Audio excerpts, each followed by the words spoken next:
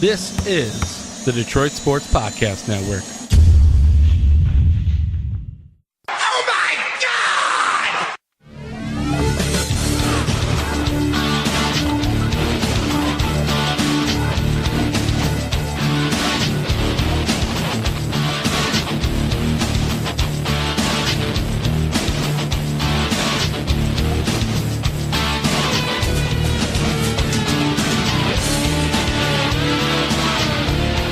Welcome, everybody, to the DocNJock Wrestling Podcast. This is episode 59.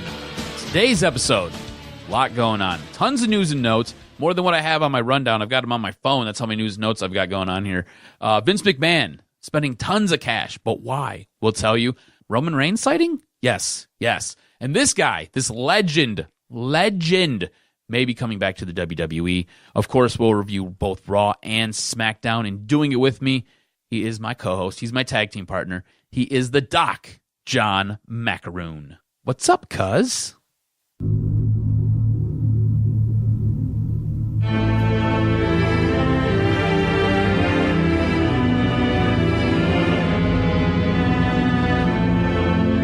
Dropping in from the ceiling, the fabulous DOC. You know who this is? No. This is Sting's theme. Oh, is it? Sting, baby. Oh. I was like, who is this? I was trying to figure it out. Old WCW theme when he was the Crow. Yeah, baby. Yeah. Nice. Good That's stuff. a good poll, man. That's 2 WCW polls in 2 weeks. Good for you. Gotta give the props. That is awesome. You've been watching some stuff on the network, haven't you? Oh, yeah, getting all up in the wrestling. I asked a friend of the podcast, Adam, I was like, you know what? Are you going to watch Raw this week? It was just kind of one of those weeks where you felt like, man, maybe take a week off. You can take a week off. Reset, but he's like, no, I can't. He's like, I'm addicted. He loves it. That's good. I think it's fun when you realize, you know what? Each show is an opportunity to kind of reset and start over. And when you looked at Raw, they did a little bit better job, at least in the beginning. They didn't have a garbage promo. They went right into a match, which I think was a reaction to everybody just going, you know what, this has been garbage. But unfortunately, they went back to the same formula of promo setting up matches. SmackDown did a little bit of that where you have the feuding people tagging up together. Still some more of the same. But all in all, Raw was better than last week, but that's not saying much in terms of putting on a show. It was good. It moved storylines along, but I don't think it's just to the level where I'm like clamoring and dying to see TLC. A couple matches I definitely want to see on the women's side as well, but overall, I just think the lead up post, Hell in a Cell hasn't been that great. No, it's been real unfortunate. It just really hasn't connected, and especially with the audience. It's been absolutely brutal lately. Not very good. We have one more week before TLC, so next week will be the go home show. You're right. It did help advance some storylines, but it just seems like it's moving at a snail's pace, and it's not really giving you anything you really want to sink your teeth in. Like, I want to see Dean Ambrose and Seth Rollins because it's Dean Ambrose and it's Seth Rollins. Anything with Becky Lynch in it right now, it could be a shoebox. If she's standing in the shoebox, I want to see the shoebox because it's freaking Becky Lynch. Other than that, there's not a whole lot I'm really invested in, and that's just kind of the way it is. And I think, more to your point, you're right.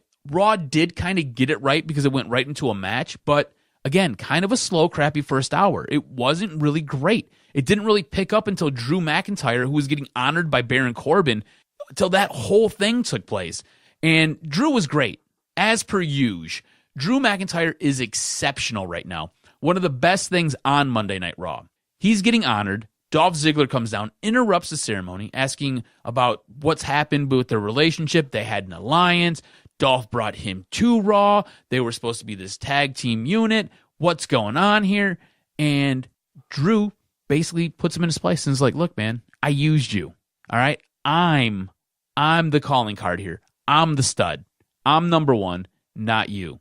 This ends up leading to a little altercation. Dolph starts firing on Drew, couple punches to the face, and right before your eyes, Dolph Ziggler turns into a face here, which I thought was weird, cool, and it felt a little bit rushed. Yeah. What did you think about this? Well, for weeks now, Drew McIntyre has been helping Corbin and Bobby Lashley, and it kind of didn't really make mention of why he's no longer working with Dolph Ziggler. So that buttons that up. And I think it was great. I don't think it was rushed at all. I think it was a time where you can now have these guys feud, and I think it's great. And I think that you have to acknowledge why certain things are happening, and it was a good match. Obviously, a promo set up by a match, nothing new for WWE. But all in all, I enjoyed it. Promo too. It was like a good 10, maybe 12 minutes. I love how you just completely fast forwarded Lucha's. Oh, dude, it was not good. The Dawson match. I don't even understand. The open forum. Let's talk about the Luchas. All right.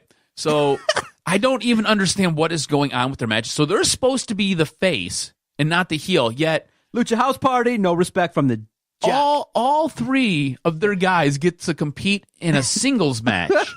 How does this happen? How are they it's very confusing to me. I am old school wrestling. I really like old school wrestling. I like old school storytelling in the ring. I find it to be fascinating when you see a great match. Look at these names. Gran Metalik, Lince Dorado, and Kalisto. Yeah. And all three of those guys get to compete. And they defeat Dawson.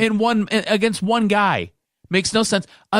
Mind you, his tag team partner's on the outside of the ring, and he can't do anything. None of this makes sense to me. Because if me and you were a tag team, right, and we're going up against three dudes, and you're like, I'm just going to go in there, I'm going to have a singles match. All right, cool, man, no problem. And I start seeing their two other guys get in and start doing moves on you. Guess what I'm doing? I'm jumping up on the apron, and I'm going to start wrestling guys. It makes it's just poor storytelling. It really is. It makes no sense. I feel bad for the Revival because I think they're really talented guys. And they could have a lot of good matches versus the B team versus other tag teams. I mean, come on. Even if you were going to do, like I said I didn't like, you just put people that are feuding together in a tag team and let them fight the Revival again. Dude, if you want to do Freebird rules, I'm cool with it, right? You know who uses Freebird rules great? The New Day. New Day does it awesome. You never know which guy is going to wrestle with which other guy, and that's fine. It's cool. All three of those guys can defend the tag team belts. It's great. They're a really good unit. You can do that with Lucha House Party. You can. But we don't need to have Lucha rules because it doesn't make any sense. You just invented this, and it's dumb. It's dumb. WWE, hear me. It's dumb. It's dumb. Makes no damn sense. How do you have three guys continuously wrestling against one? And then if it's a tag match, you have 3 versus 2. This, you know what this is? This is a handicap match. That's what we call this. Not Lucha rules, handicap match. Come on, Boner Jams, get it right. That first hour was absolute shit. It was like it took a dump on my chest and then Cleveler steamered me. It was crap. Absolutely crap. Anyways, Dolph wins this match when Finn Balor comes down, provides a little bit of a distraction. This is setting up for a Finn Balor, Drew McIntyre grudge fest, yes, which looks like it could be very, very good. What did you make of the Bobby Lashley interrupting Elias for a posing session? Didn't understand it. I didn't understand. Look, I didn't get it. Bobby Lashley has a great body. He's a physical specimen. The guy could go into bodybuilding and he'd probably win. What you're doing up at the top of the ramp with your midget hype man pumping you up and having you pose down Elias, who's in the ring, and Elias just kind of looking at him like, what the fuck? What are we doing here? Because that's what I was saying. I was like, what the fuck are we doing here? What is this? I didn't understand it. I thought it was stupid. Yes, we're just going to move past that because I didn't get it. Ambrose and Rollins, they continued their feud. Look, this was an Ambrose promo again. More promos on this Monday Night Raw. Do you like seeing Dean Ambrose with the gas mask? It kind of has a decent look. I like it. It was cool. But he took it off when he was cutting his promo. Right. He wore it for 3 seconds, and he was like, I can't do this. So I think Dean Ambrose's new look with his beard and everything like that, I think it's awesome. I think he does a really good job. I do feel like his character, though, has lost a little bit of luster, a little bit of steam. I do feel like he's trying to become every generic heel in WWE instead of doing the what he was doing. He was very cerebral. He was kind of aloof. He was kind of all over the place, and I really like that approach, and they've really dialed it back and really fitted into a WWE cardboard cutout of what a heel should be. Ambrose, like you said, was wearing the gas mask. He was flanked by a SWAT team that all had gas masks on, and this is apparently because the crowd stunk. Rollins' music ends up hitting while Dean's cutting this promo in the ring, so the entire SWAT team starts moving forward up the ramp when, from behind, Seth Rollins comes and starts attacking Dean Ambrose. I thought this was a solid angle. I thought it did a good job to build towards TLC. Has me interested as to what's going to happen this upcoming week with the Go Home show. I do wish Dean Ambrose went back to that original heel character when he was breaking away from Seth Rollins, and not so much this generic heel that WWE has to cram down everybody's throat. We end up getting a match between Rhino and Heath Slater. They had to wrestle to see who's going to keep their job. It was like 60 seconds. Slater won with a neck breaker, and he was forced to become a referee.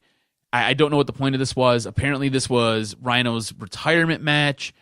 He is going to be wrestling at a house show later this week, so maybe this is a way to get him off TV so he can go on and do whatever he's doing. You have to remember, he is into politics. He does live here in the state of Michigan. I believe he lives over in Battle Creek, where he is, I think he's part of the state senate. I'm not 100% sure. Finn Balor beats Jinder. In my notes, I have cool, bro. Nobody cares. I don't care. Nobody cares. Ronda and Ember Moon, this is your main event. They end up tagging against Tamina and Nia Jax. They got bowled over when we opened Monday Night Raw. It was crap. That's why we didn't touch on it. Ronda and Ember Moon get the win. It was a solid match. I don't really think it did a whole lot for me. I was just kind of like, whatever. Why do you think WWE hasn't gone all in yet with a little bit more of a push for Ember Moon? It seems like she's getting protected a little bit. It's like she's there. She's got a great entrance. She's unique. She's somebody that I think you could elevate and make her a little bit more of a focus. And right now she's kind of being used as a bit player. I feel like she could do more. Yeah. I don't know if they don't know how to utilize her. I don't know if they're saving her. I have no idea. She seems like she got called up to the main roster, and they're like, oh, let's just spin our wheels. Like, they have no direction for her character right now, and it's kind of frustrating.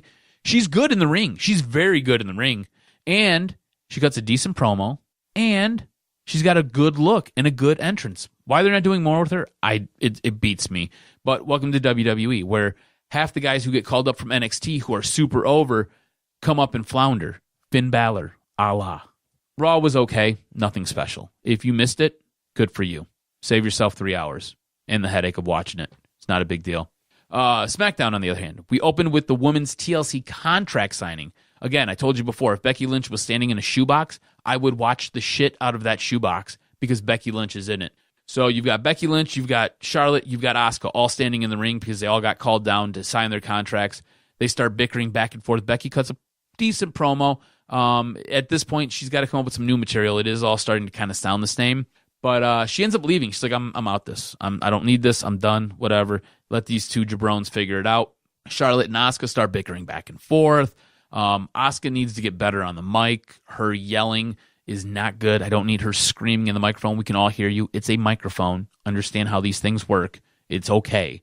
They end up getting forced into a tag match because Mandy and Sonya come out and interrupt after Becky had left. So you now have Charlotte and Asuka tag teaming. Of course, we've seen this formula before versus Mandy and Sonya.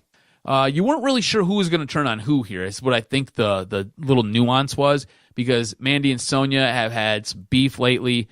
Charlotte and Asuka just arguing in the ring because they're going to be going into a match next week Sunday. Pretty basic, pretty predictable. Charlotte bumps Asuka. Asuka gets pissed, comes in, kicks Charlotte in the face. Next thing you know, DeVille covers Flair for the pin. 1, 2, 3. It's over. It's what it was. Nothing special. I thought you had a really solid triple threat match here. You had Xavier Woods taking on who I believe was Jey Uso, might have been Jimmy. I'm a little confused on which one it was. And Cesaro. The Usos end up winning, or one of the Uso brothers end up winning here.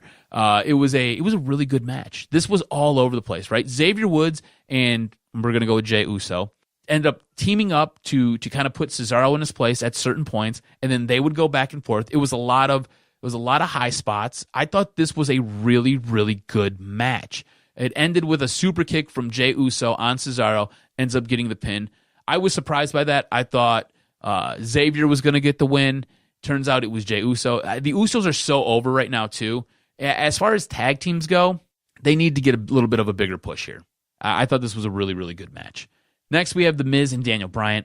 They have a really good but weird Miz TV. I was kind of confused by this. I don't know about you. It really seems like Miz is walking this line where he might want to become a face, but he still is holding on to heel tendencies, while Daniel Bryan's like, the new Daniel Bryan is a heel. And if you didn't know, now you know. And you're like, okay, cool, we know. It's okay. It's going to be good. AJ Styles interrupts, which was like, thank God, this is awesome, because it did get kind of weird. AJ ends up beating up The Miz and Daniel Bryan. Daniel Bryan, ended up, I believe he shoved The Miz into AJ, and when he ends up hitting AJ, he falls down, and The Miz is holding on to AJ's shoe. And I was like, that's weird. Why would you do that?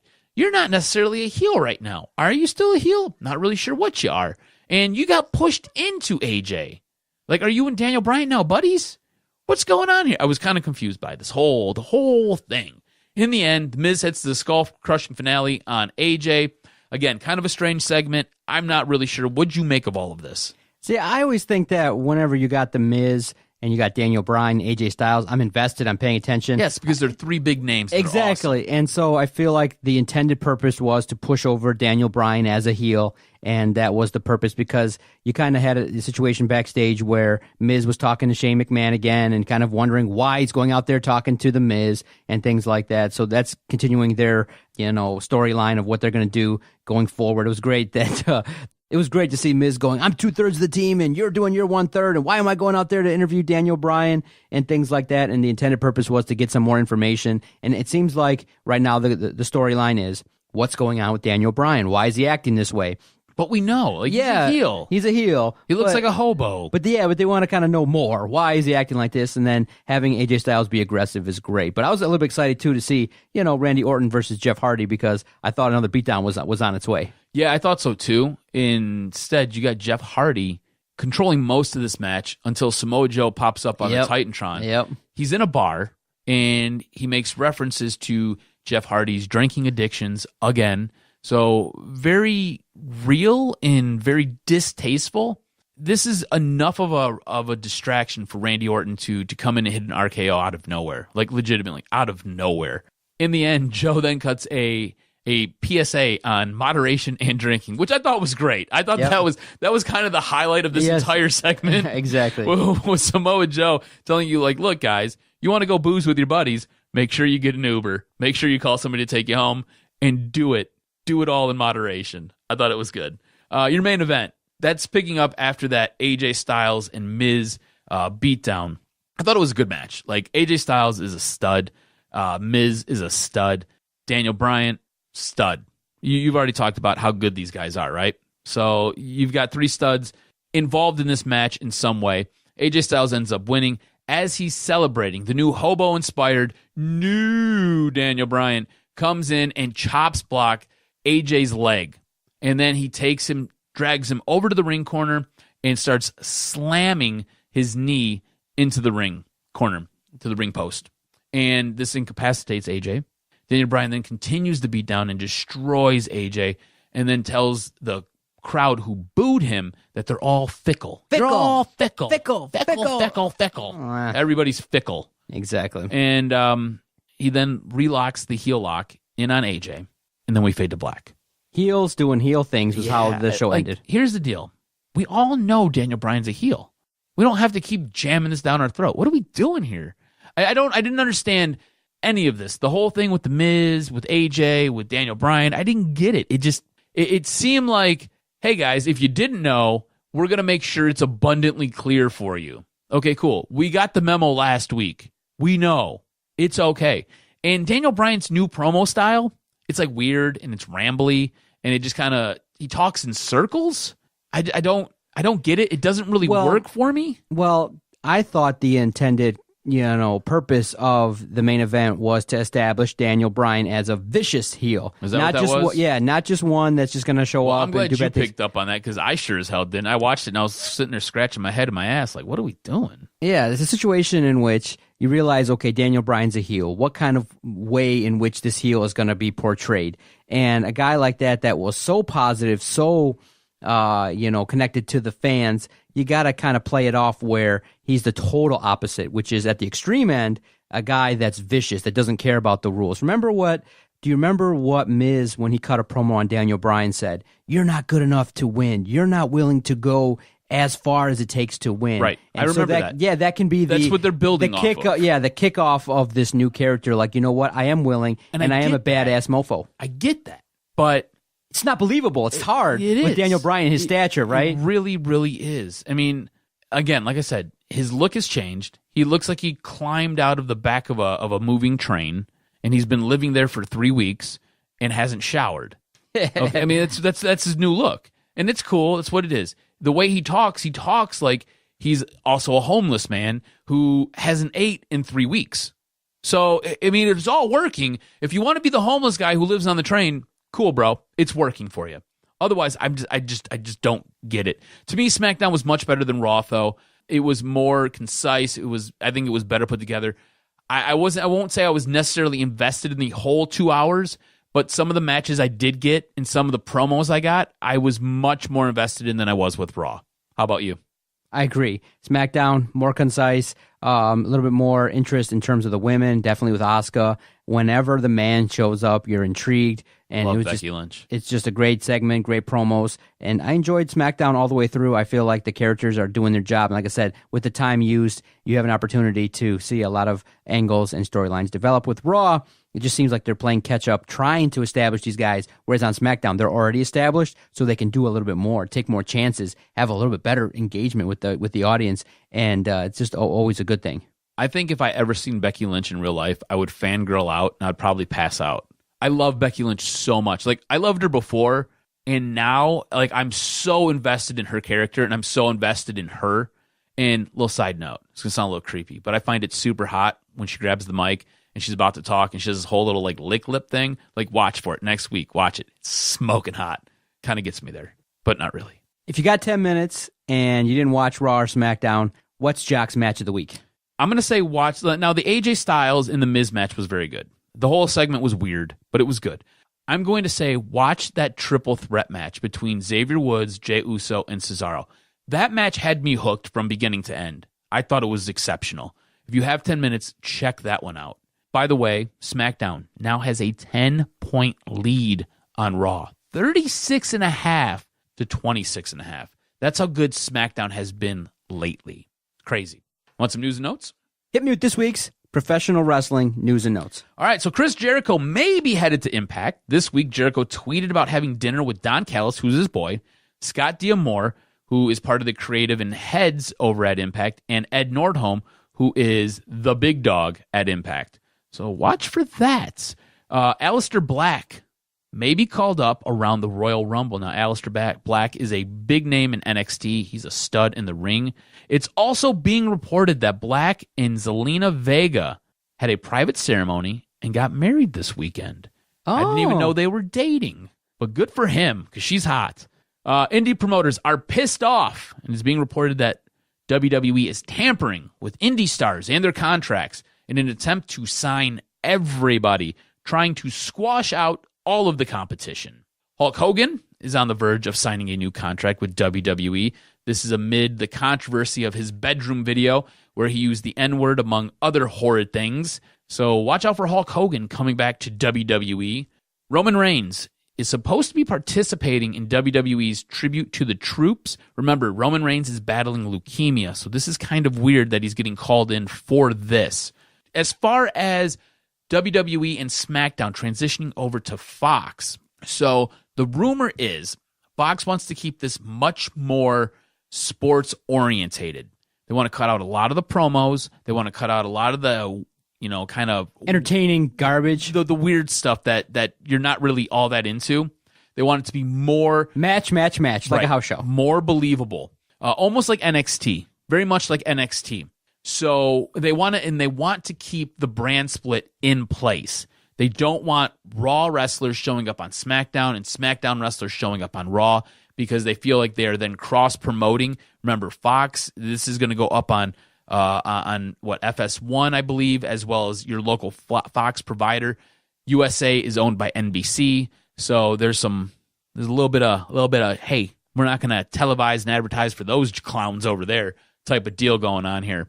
Also, it's being reported that, like I said, that they want it to be very, very sports orientated, and they want to bring Ronda Rousey over to SmackDown. They feel that she and her sports background can help sell this new venture with WWE and Fox. So watch out for that. We at some point we're going to have a roster shakeup, and we're going to have guys being traded. We're going to have another draft. So don't be surprised if Ronda ends up on SmackDown. Ric Flair, he's still drinking. He's still styling, profiling. Ain't nothing ever changing with Ric Flair. Nothing ever. So despite almost dying, he went on Stone Cold Steve Austin's podcast and said he will have an occasional drink. He said at his 27th wedding, it was probably like his, 4th or 5th or maybe his 9th, I don't know. 27th wedding, he had 3 glasses of champagne. And he did the same at his daughter's wedding, as well as a glass of wine. This guy, death cannot take him. The only way Ric Flair goes out is when Ric Flair wants to go out. So you hear me, death? Fuck off. Vince McMahon recently sold $23 million of WWE stock. It's believed it's for the new XFL venture. XFL just announced 8 teams that are going to be playing. Is Detroit one of them? No. There was rumor, though. No hope for a football team in Detroit, ever. Ever. I think if it expands, Detroit will be one of those next teams in the expansion, if it gets that far. By the way, Vince McMahon still owes $2 billion in stock. He owns $2 billion. Let that sink in. A primary shareholder. That's the point of being... That's why money. you own a company. You sell... hey! We have $2 billion in stock here? 23 million. Wow. We've got like $2,300 worth of stock around here. The funny ass part about this is that you sell 23 million only to spend it. Right. Just to reinvest this in something else. It's nuts, man. I just don't see it. No, XFL. dude, he's like 70-something. He's going to die at his office. He looks great, too, for being 70. Steroids are a motherfucker. I wanted to ask you, what's the best role for Hulk Hogan? I know that he's a guy that you can pop out there. His music is great. Nowhere. Hosting, like what? No. That's something. I don't want to see Hulk Hogan anymore. I really don't. I feel like it's more behind the scenes, like character development, like brings personality out for these guys. It's not in-ring work. What I love is his original entrance music, right? Yeah, I'm a Real American was great. It gets me pumped. Like, I could be tired, I could be down, I could be out. You put that on, I'm ripping my T-shirt off, and I'm hulking up. Otherwise, I don't need to see Hulk Hogan. The one thing he's really never done would be, manage someone. That'd be amazing. Daniel Bryan, Hulk Hogan. That is interesting. That would be cool, because he can still cut a promo. The problem is he's so old, he can't travel around the country at the pace at which everybody wants. But if he just had a Tuesday contract, for house shows. For Fox, or for television shows, that's just all you a Tuesday contract for Fox. Show up with Daniel Bryan, and maybe a pseudo NWO. That would be great. It also sounds like we may be getting a new wrestling organization. So Cody Rhodes and the Young Bucks are going to be starting their own wrestling organization called All Elite Wrestling. They are teaming with the son of Shad Khan, who owns the Jacksonville Jaguars. This past weekend, they were seen in Jacksonville in the owner's suite. So this will be coming out. He said, wait till January for a monster announcement. Rubbing elbows with the haves. Holy cow. And if you got somebody that's a billionaire that wants to get in the game, that's the secret, is you connect with somebody that's going to pump in a lot of money because it's going to be successful, because he's going to tell people, look, you know what, we're going to spend on these wrestlers and the talent, and if it can be a little bit more talent-friendly, then you have an opportunity to have a successful organization, maybe even with the goal of being a true number 2 with a television deal. That's the name of the game if you're going to start it. But imagine if you're so rich and they come to you and they say, look, for the first 5-6 years, we're going to lose like $200 million. But in the hope that in 8 years, we're going to make $500 million. Man, that's just, if you can be patient and put up a lot of money up front, there's money in it. And he's been out there on Twitter already saying, hey, who are the indie guys that don't have contracts, that aren't signed to anybody yet? So he's already trying to do his due diligence, put his roster together. This is the one thing about Cody that is awesome. Much like his father, he is a salesman, he is a promoter, and he is an excellent booker. This guy did a great job with All In, and if this actually takes place and this comes to fruition, I could see this taking off. I could see this being on the level of an ROH. If you could time it right, and you got to be getting bigger. Yeah, if you time it absolutely perfect, I think the name you would have went out and got to highlight the show is AJ Styles. You bring in show 1, boom, we got AJ Styles. If you get it on TV, bam, surprise, here's AJ Styles. That's how you renew. That's how WCW kicked off, was all the surprises of people coming over. If the goal is to make it to be number 2, hopefully the wrestlers maybe take a little bit of a discount, show up just per show appearance fees, and try to get on TV, try to compete. But I don't know. It's just, you look at it, it's just really hard because WWE is a machine. Yes. Week in, week out, they are the shit. We just talked about Vince McMahon pulling out $23 million.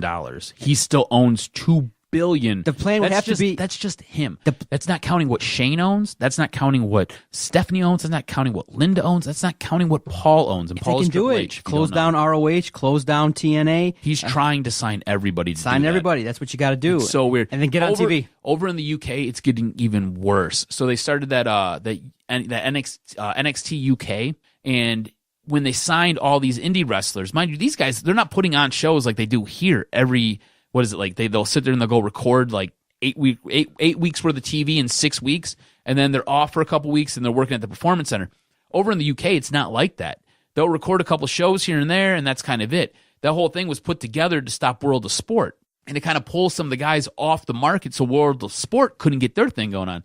So now what WWE is doing in their contracts, the way they were originally written was, if you performed for NXT UK, you were still able to go perform on the indie scene. It wasn't a big deal. You just can't perform when you're either performing for WWE or that week that's leading up to a show. You can't perform. But afterwards, go ahead, do your thing. Now WWE has gone back and rewritten the contracts, and any new contracts stipulate that you cannot work for any type of wrestling organization that has a massive draw or a distribution deal. It has to be low-key local stuff. So like backyard wrestling.